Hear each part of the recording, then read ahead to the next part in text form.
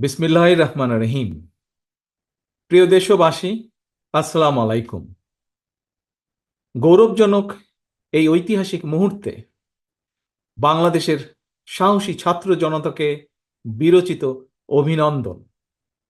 হাজারো শহীদের প্রাণের বিনিময় জনতার ঐতিহাসিক এই বিপ্লবের মধ্যে দিয়ে গণহত্যাকারী খুনি হাসিনার পতন হয়েছে, রাহু মুক্ত হয়েছে আমাদের প্রিয় বাংলাদেশ। জনতার বিপ্লবের প্রথম ধাপ চূড়ান্তভাবে সফল হয়েছে। লাখো শহীদের প্রাণের বিনিময়ে অর্জিত বাংলাদেশ কখনো পরাজয় মানতে পারে না। এই ঐতিহাসিক বিপ্লবের মধ্যে দিয়ে আবারও প্রমাণিত হয়েছে, দল মত নির্বিশেষে সকলে ঐক্যবদ্ধ থাকলে এই বাংলাদেশকে কেউ কখনো পরাজিত করতে পারে না, পারবে না। প্রিয় দেশবাসী, বিজয়ের এই ঐতিহাসিক মুহূর্তে আমি আজ সেই সব মায়েদের প্রতি বিনম্র শ্রদ্ধা জানাই, এই গণবিপ্লবে যারা তাদের প্রিয় সন্তানকে হারিয়েছেন। এভাবে গত 15 বছরে ফ্যাসিবাদী শাসনকালে অনেক সন্তান তার প্রিয়তম পিতাকে হারিয়েছেন, অনেক স্ত্রী প্রিয়তম স্বামী হারিয়েছেন। গুম খুন অপহরণ করে অসংখ্য মায়ের বুক খালি করে দেওয়া হয়েছে। আপনাদের সন্তানের শহীদ মৃত্যু, স্বজনদের ত্যাগ তিতিক্ষায় 2024 সালের 5ই আগস্ট প্রিয় বাংলাদেশ আরেকটি বিজয় দেখেছে। জনতার ঐতিহাসিক বিপ্লব সফল করতে গিয়ে অসংখ্য ছাত্র জনতা আহত হয়েছেন। বাসায়, হাসপাতালে কিংবা ক্লিনিকে চিকিৎসাধীন যন্ত্রণাবিদ্ধ সময়ে সমস্ত ভালোবাসা নিয়ে আপনাদের পাশে আজ সারা বাংলাদেশ। খুনি হাসিনার বিরুদ্ধে আন্দোলন করতে গিয়ে অসংখ্য মানুষ মিথ্যে মামলা ও রাজনৈতিক উদ্দেশ্য প্রণোদিত মামলায় গ্রেফতারের শিকার হয়েছেন, কারাগারে নিক্ষিপ্ত হয়েছেন। আমি অবিলম্বে তাদের বিরুদ্ধে দায় করা সকল মামলা প্রত্যাহার এবং তাদের কারামুক্তির দাবি জানাচ্ছি। একই সঙ্গে ছাত্রছাত্রীরা যাতে আবার স্বাভাবিকভাবে হলে, হোস্টেলে, ক্লাসে ফিরতে পারেন এবং পরীক্ষায় অংশ নিতে পারেন, আশা করি সেই পদক্ষেপ দ্রুত গ্রহণ করা হবে। প্রিয় দেশবাসী, দেশের 18 কোটি মানুষকে জিম্মি করে 12.5 কোটি ভোটারের ভোটের অধিকার কেড়ে নিয়ে বাংলাদেশকে তাবেদার রাষ্ট্রে পরিণত করা হয়েছিল।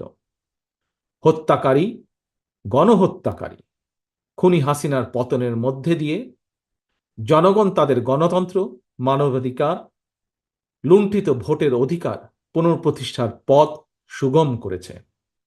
এর মধ্যে দিয়ে জনগণের বিপ্লবের প্রথম ধাপ সফলভাবে সম্পন্ন হয়েছে।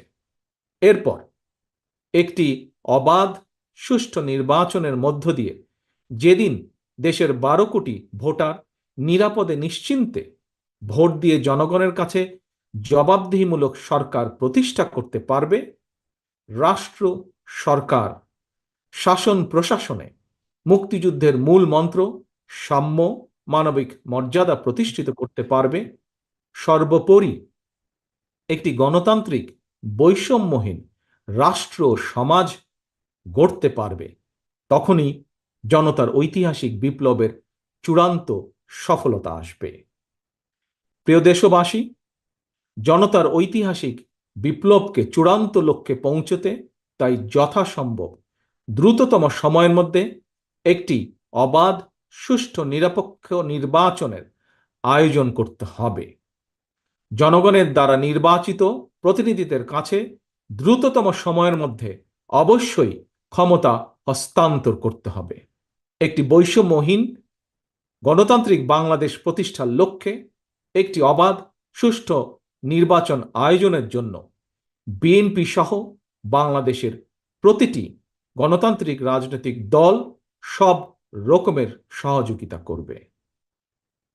প্রিয় দেশবাসী, এবার আমি আপনাদের কাছে একটি বিনীত আহ্বান রাখতে চাই। বিজয়ীর কাছে পরাজিতরা নিরাপদ থাকলে বিজয়ের আনন্দ মহিমান্বিত হয়।